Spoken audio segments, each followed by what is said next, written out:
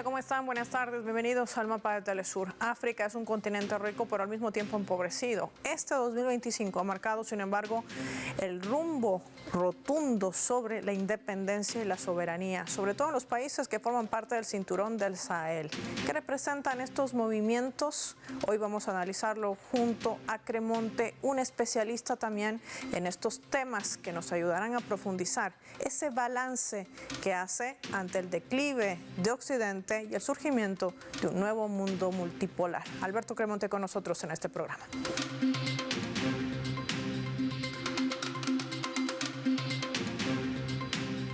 Les proponemos por esta razón desplegar nuestro mapa y revisar algunos datos claves para poder entender cómo ha ido África entre golpes y revoluciones.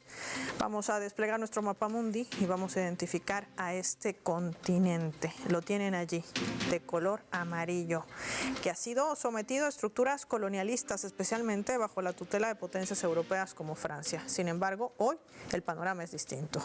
El corazón del Sahel, donde se encuentran países como Burkina Faso, se ha convertido en uno de los principales símbolos de este nuevo despertar africano, tras los golpes de Estado en 2022 y 2023, aunque otros los denominan levantamientos. El país expulsó a tropas francesas y rompió con la lógica de dependencia militar impuesta desde el extranjero. Este liderazgo plantea también una narrativa de soberanía, control de territorio y alianzas regionales entre pueblos africanos.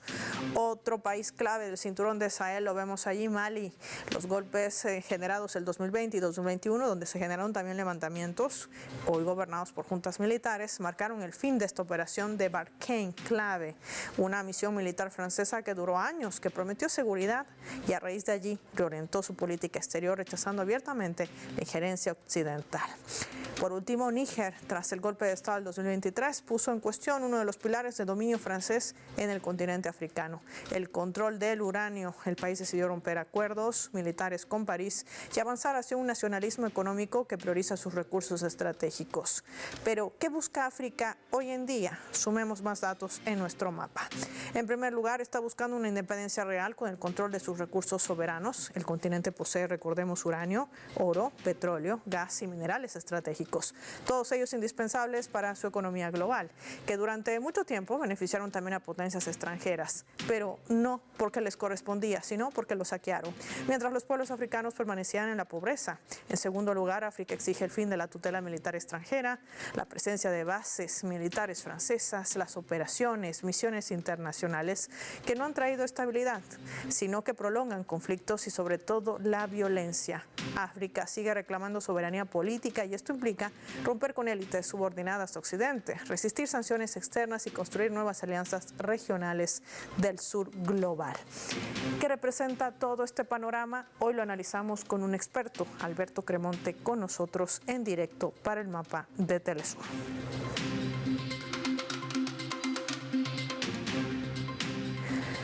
Lo recibimos, nos acompaña desde la Argentina, comunicador social y también columnista de PIA Global especializado en África subsahariana y África del Norte. Alberto, qué gusto tenerte, gracias por tu tiempo para Telesur, bienvenido. Gracias, Paula. Un gusto siempre participar con ustedes. Estaba recibiendo tu libro, gracias por compartirlo, Descolonizar el Horizonte. Hablas con énfasis de estos países que forman parte del cinturón del Sahel. En esta que tú dices una combinación, el declive de Occidente, el surgimiento de un nuevo mundo multipolar, lo que le has denominado el sur global. Si podríamos hacer un balance de lo que ha significado estos levantamientos, esta movilización de las poblaciones en este proceso de descolonización, ¿cuál sería? Y bueno, en principio me parece que es la toma de conciencia, si se quiere, de un puñado de pueblos de África que, cansados del colonialismo y viendo cómo sus países empobrecidos cada vez más, siendo que su subsuelo es inmensamente rico, esto como lo decíamos, como lo decía en el informe, esto de tener oro, tener uranio, tener petróleo, tener gas, tener recursos naturales como tierras raras, como coltán o cobalto, que son, si se quiere, los motores de las nuevas tecnologías y de la rueda que mueve el mundo. Lo que nos pasa, aquellos que analizamos, sobre todo esta porción del Sahel, con estos países icónicos hoy, sobre todo Burkina Faso, y a través del carismático presidente Ibrahim Traoré, que ya no solo es carismático y simpático, sino que además es un revolucionario hecho y derecho, digamos, ¿no? Un tipo que ha captado la mirada atenta, por ejemplo, de Vladimir Putin, por ejemplo, de los BRICS, ha participado en el último encuentro BRICS aquí en Brasil. Entonces, bueno, lo que me parece que ha ocurrido en este contexto, a partir del 2022 en adelante, con estos, y lo vamos a poner entre comillas, golpe de Estado, para nosotros procesos revolucionarios, para aquellos que nos paramos de este lado del mundo, del lado del sur global, lo que ha ocurrido es justamente una toma de conciencia a través de los pueblos, y que esa toma de conciencia, por esta vez, ha sido captada por un puñado de dirigentes, en este caso militares, que han sabido leer el contexto en el cual se desarrollaban sus economías, sus políticas, y además no solo supieron leer, sino además supieron transcribir eso en hechos. Digamos. Entonces me parece que es realmente importante lo que está ocurriendo en Sahel, y además como medida contagiosa para otros lugares de África. Ahora, en medio de toda esta radiografía que no deja de ser interesante por estos movimientos, estos levantamientos independentistas, si vale el término, porque golpes de Estado los llama así Occidente, para clarificar ese punto que no deja de ser importante. Pero hay que sumar lo otro, esta operación Barkhane, que también reflejaba nuestro mapa, que se constituyó también en un punto clave, Libia, el ataque, el bombardeo que efectuó Estados Unidos, que le sirvió de pretexto luego para su supuesta lucha contra el terrorismo, células que ellos mismos habían inoculado, recordemos. Lo mismo que hoy quiere hacer en aguas internacionales del Caribe, bombardeando lanchas con una presión militar sin precedentes en su falsa narrativa de la lucha contra el narcotráfico. Estamos distantes en esa distancia entre el continente y continente. Pero ¿cómo se refleja esta estrategia de Estados Unidos que le sirvió en su momento para instalar bases militares y proporcionar, entrecomillado, de misiones supuestas de paz? ¿Qué nos diría sobre este punto clave? Bueno, en este punto nosotros lo que señalamos incluso en el libro, como 4 estandartes que se repiten en la política internacional norteamericana, es bueno, uno de ellos es la caotización, ¿no? La caotización y la creación de un enemigo también, ¿no? La caotización de los estados, y es lo que bien señalas que ha ocurrido en Libia. Encontraron en Libia el germen, a través de las primaveras árabes, el germen que dio paso a la destrucción de un estado. ¿Sí? La destrucción del Estado libio, un Estado rico en su momento, que hoy por hoy Libia, a partir de la caída de Muammar Gaddafi, no ha encontrado el rumbo, si se quiere, para poder volver a esa Libia próspera. Entonces, y además lo que ha ocurrido ahí, toda la destrucción del Estado libio devino en una complejización, si se quiere, y estratégicamente, esto lo digo, los grupos yihadistas, o mal llamados yihadistas, estos terroristas que toman al Islam como religión, pero son otra cosa, digamos, son unos degenerados que andan por ahí infundiendo el terror en el Sahel, han tomado el flujo de armas, el flujo, las rutas migratorias y las rutas donde circulan las mercancías como propias, y eso es también lo que enriquece las violencias en el Sahel, y aquellos que se enfrentan hoy, estas revoluciones, no lo vamos a llamar golpe de Estado, estas revoluciones que están llevando adelante tanto Mali como Burkina Faso como Mali, como Níger, además confederados, digamos, han logrado confederarse en un bloque que empezó con seguridad y hoy discute, si se quiere, las cuestiones financieras con mano a mano con Francia. Y esto ha sido clave, recordemos, Alberto, esta triple alianza que desarrolló Mali, Burkina Faso y Níger para protegerse, para blindar a sus países de esta estrategia que hoy nuevamente redita a Estados Unidos, esta vez apuntando a nuestra región de América Latina y el Caribe. No hay armas de destrucción masiva en nuestro continente, no hay droga en el Caribe, pero aún así emprende esta narrativa para seguir saqueando los recursos estratégicos. Ahí está el reflejo o el espejo, dirían algunos, de lo que se ha hecho en África durante años por estas potencias colonialistas. Me gustaría profundizar este análisis contigo, no sin antes revisar nuestra escala. Marquemos una breve pausa y al regreso vamos a seguir hablando del papel también que juega Naciones Unidas.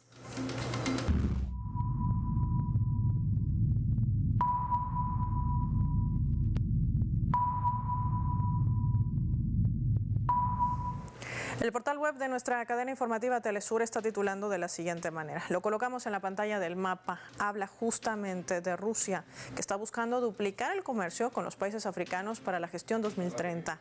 El medio explica que el gobierno ruso está destacando a este continente africano como una de las regiones más prometedoras del mundo. Tiene que ver con el crecimiento económico. Actualmente las exportaciones de Rusia a los mercados africanos están dominadas por productos alimenticios y energéticos, pero con miras a diversificar sus exportaciones a otras áreas como la minería, la agricultura, también la digitalización y la generación de energía nuclear, además de hidroeléctricas. Recordemos que tanto Rusia como China han logrado trazar lazos de hermandad con los países africanos en su mayoría, algo que Estados Unidos ni Europa ni siquiera lo han contemplado. Analizamos otros escenarios al regreso.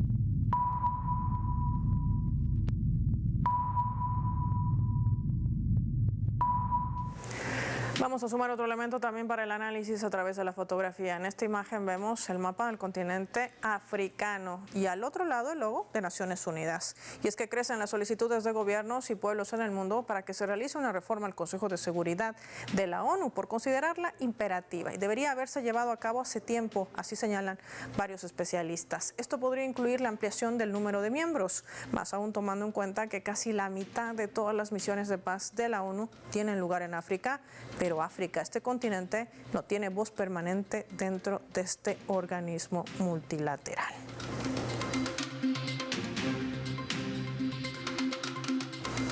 Alberto, este es un punto que creo que es clave. ¿A qué se debe la inacción de Naciones Unidas? Y no estamos hablando solamente enfocándonos en el continente africano, lo hace también con este desmedido hecho de amenaza, presión militar y ya abiertamente ir detrás de los recursos naturales de Venezuela. Es decir, ¿dónde queda el respeto al derecho internacional? Bueno, en principio lo que vamos a señalar ahí, como tú bien dices, la inacción, y yo ahí le agregaría también la omisión, digo, ¿no? ONU, y sobre todo con los ejemplos alrededor del mundo que tenemos de cómo se mueve la ONU, sobre todo en estos conflictos, lo que vemos también es una cuestión de los intereses que se ponen en juego en ese lugar, ¿no? Entonces, no es descabellado pensar que hoy la ONU hace la vista gorda o mira para otro lado en un conflicto, por ejemplo, el que está ocurriendo hoy en las costas venezolanas, digo, ¿no? En el Caribe próximo. Entonces, me parece que en ese sentido la ONU no es inocente en esta complejidad mundial donde el multipolarismo está haciendo tambalear el viejo régimen, ¿sí? Entonces, bueno, la ONU pertenece justamente a ese viejo régimen en el cual ONU, OTAN, Unión Africana y otros organismos como el G20 también se ven tambalear por un resurgimiento de bloques como el bloque BRICS, como la ASEAN, donde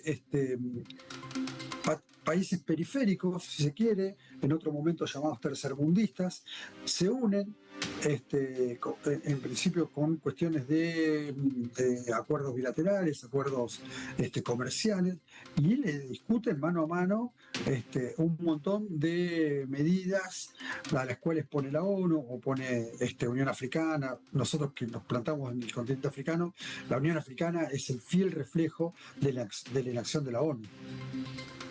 Y esto enmarcado también en un contexto que tiene que ver con estos organismos multilaterales que al parecer no están respondiendo ni siquiera a su misión ni al propio respeto a la Carta de Naciones Unidas. Alberto, te propongo revisar nuestra leyenda para analizar también este otro escenario.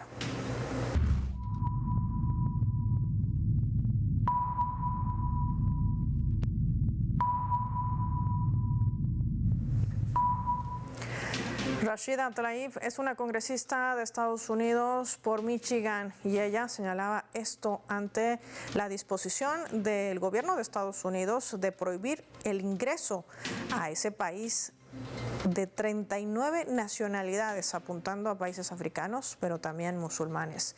Ella señalaba esto: la crueldad racista de esta administración, refiriéndose a la administración de Trump, no tiene límites, extendiendo la prohibición de viajar a más países africanos de mayoría musulmana, incluso a los palestinos que huyan del genocidio. Es una de las tantas reacciones que han sido emitidas en las últimas horas también por congresistas estadounidenses. Alberto, esta medida que implementa Trump no solamente no es nueva, sino que forma parte de esta reeditada agenda de seguridad nacional. ¿Qué representa este movimiento para el republicano con todas estas piezas que quizás tienen coincidencia con lo que tú señalas? ¿Es el resultado de un verdadero declive de Occidente? Sí, claro, sí, claro. Bueno, en principio habría que señalar a Trump que va a tener que deportar al alcalde de Nueva York, que es musulmán y es africano.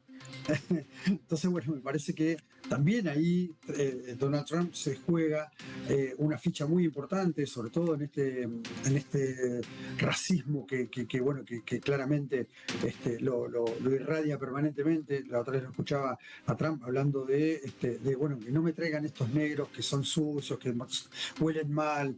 Digo, bueno, que eso sería una anécdota, digo, ¿no? Digamos, escucharlo a Trump hoy por hoy, dar esas conferencias de prensa es casi anecdótico. Lo importante de aquí es que, bueno, justamente ante este declive en el cual está Estados Unidos, encuentra por ejemplo, en el conflicto en Venezuela, una medida para salir, y también Latinoamérica, digo, ¿no? Digamos, hoy por hoy, Latinoamérica está bajo el yugo de Estados Unidos como estuvo hace mucho tiempo atrás. Bueno, hoy vuelve a estar. Entonces, bueno, me parece que hay que prestar atención a esas cosas y no tanto a lo que se dice por ahí como una cuestión decorativa o anecdótica, digo, ¿no? Las declaraciones, bueno, son declaraciones y cada uno se hará cargo de lo que piensa, digo, ¿no? Pero bueno, me parece que justamente lo interesante y lo importante y a lo que hay que prestar atención es justamente a esta lista de 39 países que Donald Trump no le va a permitir la entrada a Estados Unidos. Ahora, en medio de todo este contexto, Alberto, posicionando sobre todo al continente africano, sobre todo los países miembros del Sahel, ¿qué desafíos crees tú que vienen enmarcados para el 2026 en medio también de toda esta necesidad urgente? Porque hay que decirlo, un Estados Unidos en crisis económica, pero también un continente europeo que va a una recesión galopante, ha dejado de ser la locomotora de la industria, y no me refiero solamente a Alemania, Francia ya tiene problemas, y esto ha desatado inclusive la indignación de sus propios ciudadanos que no quieren más guerras, no quieren más conflictos, y no lo decimos nosotros, lo han revelado inclusive encuestadoras internacionales.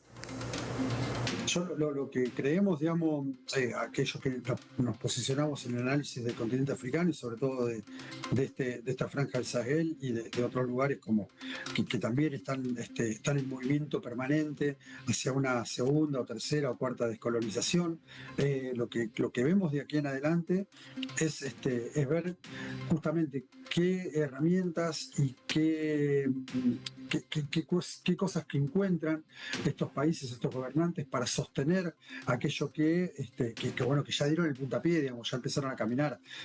Burkina Faso, Mali y Níger van llevando la delantera, van mostrando el camino. Me parece que la Alianza de Estado del Sahel, la Confederación de Estado del Sahel, es la herramienta, si se quiere, para que toda África logre esa segunda o tercera descolonización, para que a través de esa confederación que es abierta, digamos, ¿no? La carta del Itaco Urma, que es aquella fundante de la Confederación de Estado del Sahel, invita a otros países a ser parte de esta confederación. Y hoy tenemos varios países, por ejemplo Senegal o por ejemplo Chad, con intenciones también de integrar la Confederación del Estado del Sahel. Entonces, bueno, ya se abrió el banco, un banco confederal, digamos, se abrieron cuestiones con respecto a seguridad común a nuestros países. Digo, me parece que el camino ya comenzó. Ahora, las dificultades están ahí. Digamos, yo dificulto que tanto Estados Unidos como Europa, sobre todo Francia, que lo vimos también en el golpe en Benín, cómo enseguida tomaron acciones, o Estados Unidos como con Nigeria también tomó acciones hace muy poquito tiempo, acusándolo de que se le iba, poniéndolo en el listado de países peligrosos. ¿No? Entonces, bueno, me parece que los desafíos que vienen por delante son importantísimos y son muchos. Bueno, pero me parece que el camino ya comenzó para que estos países puedan sostener esto que lo tomamos nosotros como una revolución, gratamente como una revolución. Quiero agradecer como siempre a Alberto Cremonte y agradecerte también por compartir tu libro, esta investigación tan interesante e importante de conocer sobre los desafíos que marca también el cinturón de Sahel, estos países y en un continente africano que podría también volverse quizás el epicentro del nuevo sur global. Gracias, Alberto, por tu tiempo para Telesur y para El Mapa. Finaliza el programa y lo hacemos revisando nuestros vectores.